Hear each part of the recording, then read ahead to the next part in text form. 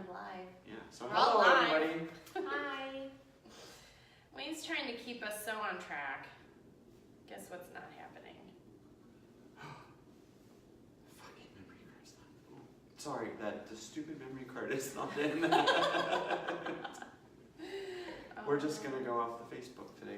So how's everybody doing? Good afternoon. Another Wine Wednesday in real estate here. So good. Should we? Anyways. So how are y'all doing today? We have a new backdrop fail. So sorry about that. I think it's fine. It's Everything's fine. fine. Fine. It's all good. Yes. So Cheers. cheers everybody. Cheers. Cheers, Jimmy. Cheers. Oh look at Cheers. Water. her. Wah, wah, wah. It's all right. So welcome to another edition It's of very Wine refreshing. Wednesday in Real Estate. Mhm. Your gracious hosts here, Jenny Reeds, Wayne Henry, and Amanda Kranick. Cheers. And today we're going to talk about how to make your offer stronger in a competitive market without necessarily improving your price.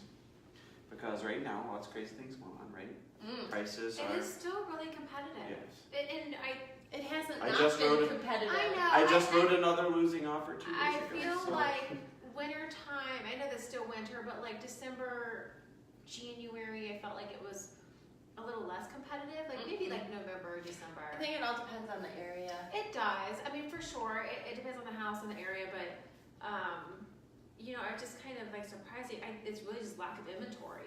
Yes. If you Yes. guys sell your houses, Buyers So- are starting to come out. There are and less shop. than 3,300 homes for sale. Less than? Yes, it was 3,257 Holy Yeah. yesterday. Crazy. At some point, there It may have is been so more added crazy. today, but that's just crazy low. So There was the 100 problem added that's today. causing is, like we discussed, multiple offers, and the instinct is to immediately just go make your offer higher, throw more cash at them, and while that certainly helps, it's not always necessary.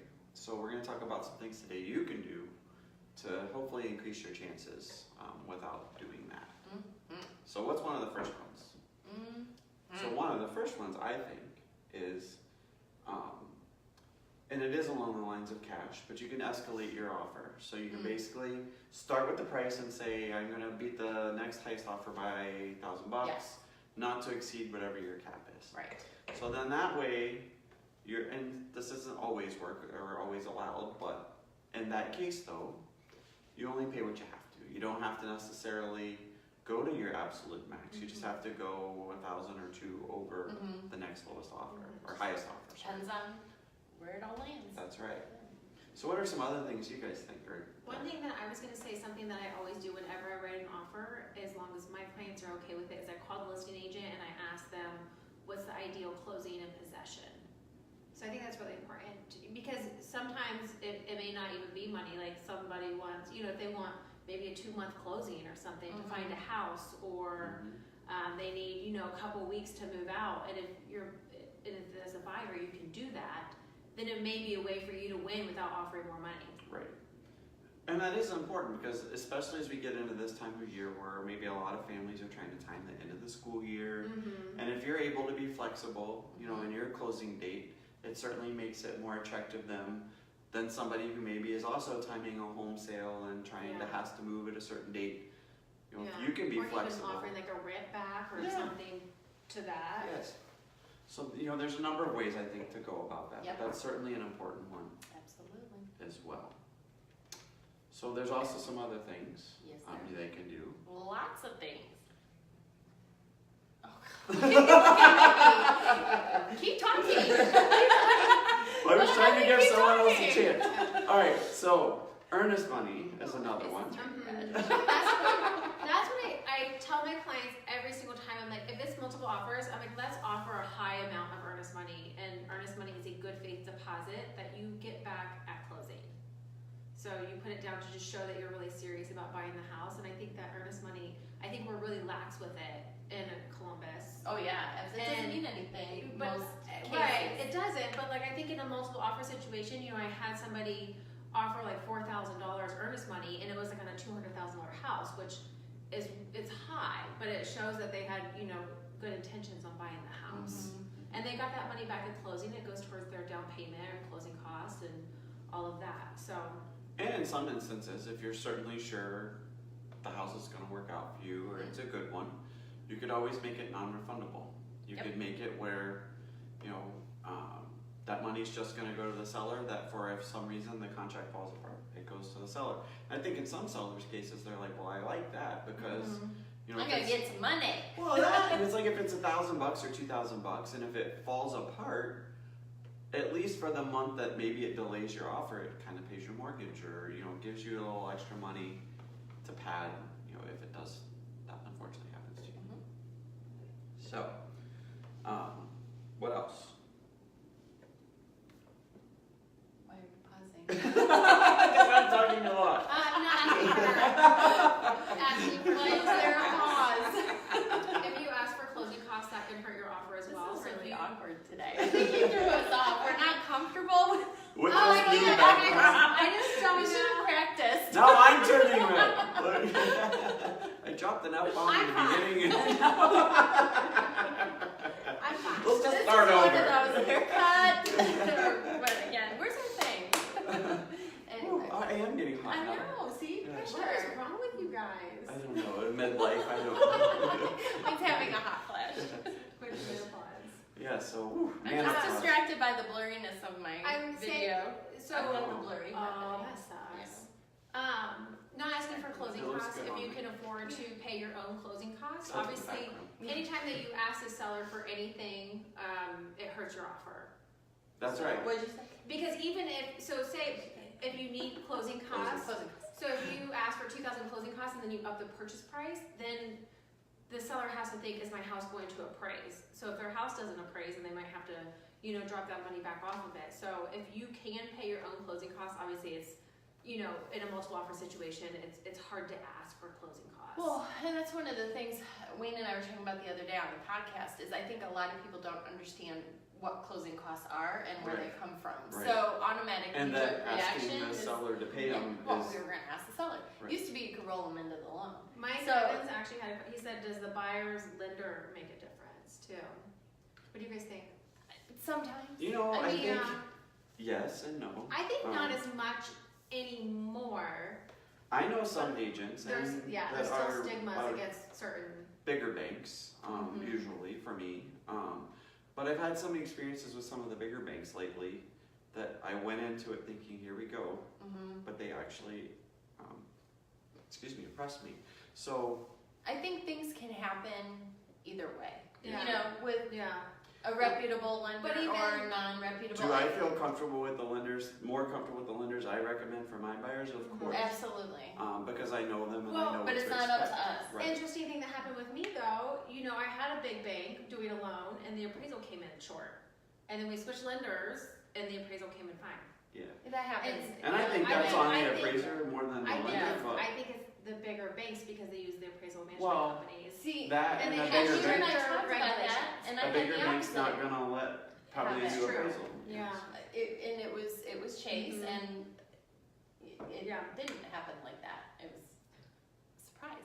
Yeah. So I mean, the So- bottom line, I guess, with that regards to that question is, you know, I I don't think know it- that we have a lot of control. Well, like, the thing of it is too, you can't tell someone who to use and who not to use. Right. So, And do so if at your you've own got pace. other things in the Also, offer if you're there, a but listing agent and it's the same exact offer and it's because of a lender, I don't know that you can really, you can't. you can yeah. decide for I the would. seller I at mean, that I mean, point. quite honestly, I would tell. I can't decide for the seller, but I would But tell you the can seller. say, I've something. had better experience with this lender Mhm. than this lender, yeah. Yeah, and if it's apples to apples, then sure that can make a difference. I think, but yeah. it's not But like it you're is- discriminating. Sometimes loan type can make a difference too, not just the loan. That- But there used that's to be a for lot sure, of stigmas yes. against, you know, the bigger banks, and I think that they have gotten somewhat better. Some of them have. Yeah. I haven't, worked with all of them. I think it all depends on recently. who the actual lender, like the It That's does, just true, is. it does. Because if you have someone who's really on their game, it doesn't Mhm. matter who they're working for. Yeah. Yep. So. So let's talk about that loan type thing for a second though, because that can make a difference Mhm. as well. So if you're able to do a conventional loan instead of FHA, and I hate to even say it VA, because those know. come with It's unfortunate. requirements on the property in addition to you. So especially if you're buying an older home, I find FHA, VA can be a deterrent for you not because of your status of the military or anything else. It's just the condition of the home. If the seller knows, you know, XYZ, you know, is a potential in that property, and that's going to get looked at by the FHA or VA appraiser, it can have a bearing on whether or not the transaction goes. And if the appraisal comes in low, they're stuck with that appraisal then as well. Yes. So that's That's always true. something. That's a good point. Yeah. Good point. So what that means is the appraisal sticks with the house for 6 months, I believe. I think If it went down someone to else- 90 days recently. Yeah, it changed. but if someone else was to come with the same type loan, FHA or VA, Yeah. they will still have that same appraisal. So the price can- isn't gonna, or the, you know, you're not gonna be able to go with that appraised amount even if you Mhm. change to a different Mhm. buyer. Yeah. So on that note, you know, waiving the appraisal is another way to help strengthen your offer. And there's two elements to this, you know, being able to just not have to have an appraisal, because we found some lenders who Some are lenders now are starting doing, to do that now, Yeah. yeah. where Had it they, happen. yeah, where they don't actually send out an appraiser anymore if the buyer's putting down, you know, a good down payment, you know, and more than probably 20% even. Loan comps have to justify the price. If they can do it all electronically without doing that, it saves the buyer the appraisal fee and everybody the hassle of going through that. The other thing you can do is say you'll make up an appraisal difference. So if, you know, the appraisal comes in low, that you'll cover a difference up to maybe a certain amount. So you don't just take the top off Yeah, of it. you know, you'll pay 5,000, but then you have to bring that in cash. Yeah. So Yeah, and there are some things about that, you know, talk to your lender and about your restructuring people. the loan. Well, it's not even restructuring, but it doesn't really change, it doesn't change things. I've been through this a couple It times. can if you're FHA. So FHA, and this is where Jenny, I think, was getting to earlier, was with regards to the loan type and why FHA is a little bit of a deterrent as well, is you're probably putting less money down, and if there is an appraisal shortage, you probably don't have the extra cash to necessarily make To up pay this over, appraisal difference. yeah. So if you're doing a commercial loan, and a lot of times in the pre-approval letters it says, you know, loan amount and purchase price. So then you can see almost how much the person's putting down. And then that tells the seller, okay, well they're putting down, you know, a chunk here, and then that leaves us maybe some wiggle room to, you know, get them to cover a cost difference on a low appraisal. So, but talk to your lender about that stuff, because, you know, there are scenarios where your loan amount doesn't change. Yeah, they your- can change it around. Yeah, because I think most people think that if you do that, like, so you see your down payment was 20 grand, and now your appraisal's 5 grand short, that you think you have to bring 25. That's not true necessarily. If you're putting down 20,000 in the first place, now you're just putting down 15,000, and then It does change. I mean, it changes a little bit, but not really. depending on your down payment. Well, If in that instance, like if you're putting 10 or 20% down, and the things I guess that could change is if you had to put that amount down to avoid PMI. yeah. So, and then that changes that element. Then your PMI could stay the same. But the instance that I most recently had, they were short, they made up the difference by lowering their down payment. Their payment amount didn't change, the loan amount didn't change, the interest rate, nothing changed. And it took me a long time to understand why, so that's why I mean, she asked me. I've had it happen too, and it does, it can change. It's really dependent on each situation, actually. For sure. Yep. So, boy, that was a long one. So, what else? Anything else? Oh, we didn't talk about inspection. Yep. So, what about inspection? What could we do there? You can write out your inspection that you're not gonna do them, or you can write out request a remedy. Which What does that is- mean for people? So the request a remedy is where you ask for any material defects or any items in the house that came up on your inspection to be repaired. So people are writing out those repair requests, and then we've even seen people write out inspections completely that they're not gonna do a home inspection, Yeah. so. So, and then not doing that is good, I think, for mostly obvious reasons, because now the seller knows, They don't well, have to you're pay pretty for much it. getting it as it is, you know, and they're not gonna have to pay for a bunch of repairs and, you know, that kind of stuff, so. So, but all of that, basically, you mean going into it, you know, my recommendation, and we talked about this the other day, is you gotta be really comfortable with the house and the situation before you go doing this. Yeah, Otherwise, you could be taking yourself out of your comfort zone and find yourself in a situation where you're not happy anymore. yeah, I mean, I think What? What? Nothing. Oh. Jenny's just quiet. It's making me nervous. Okay. There we go, making it awkward I again. feel really awkward right now. Oh. I just think there's a lot of different things that you can do, and I think obviously talking to your agent is the best way to kind of figure that out. And like, we're here to help you figure out the situation because each situation is different, and our job is to try to figure out what could help you be the winning offer. That's right. And it's hard in this market. It is hard. You know, There's no secret. I mean, you just have to write whatever you're comfortable with and oh, jeez. Okay. go from Hi. there. Hey. Oh, that was good. Ay, ay, ay. So yeah, so you just got to be, ultimately at the end of the day, you got to be comfortable with all these decisions Yes. and have an honest conversation with your agent ahead of time, so that when it comes down to the moment, you're not making these decisions without at least having thought it through first, because you are unfortunately in these situations a lot of times forced to make decisions quickly. Yes, Yeah. you will be. And If waiting it's is just, multiple offers, yeah. obviously, yeah. And waiting is just going to cost you, you know. And I've had instances where people think, okay, well, I'm just going to sleep on it. Well, then they accept another offer, right. and then they don't do them all the whole highest and best. You know, I know, so- and sometimes I feel that, people think that we're lying to them about it, and that's not, like, we're not just trying to, That's we not can't do allowed. that, it's Right. against our ethics and, I mean, our it's not worth losing regulations. our license and getting in trouble. right, No. right, and obviously we want you to buy a house that you're happy with, and so I Yes. think, So, talk to your agent, find out the what if scenarios, and then be prepared as a buyer. Sellers are still in the power position, and as a buyer, there's only so much you can do. Yeah. And we're obviously going to do everything we can to help you, but it doesn't always work out. So, but these things can help. we can is always the help point. you, like, you just might not always get the house. Yes. So with that, anything else? Nope. All right. Did I get all of them?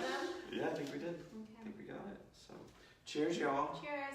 Have a wonderful Have a Wine wonderful Wednesday, Wine Wednesday, everybody. and we will see you next Wednesday, 3 o'clock. Same place, same time. Or on podcast or On Alexa. on Alexa. We're everywhere, folks. You lucky, lucky people. Bye.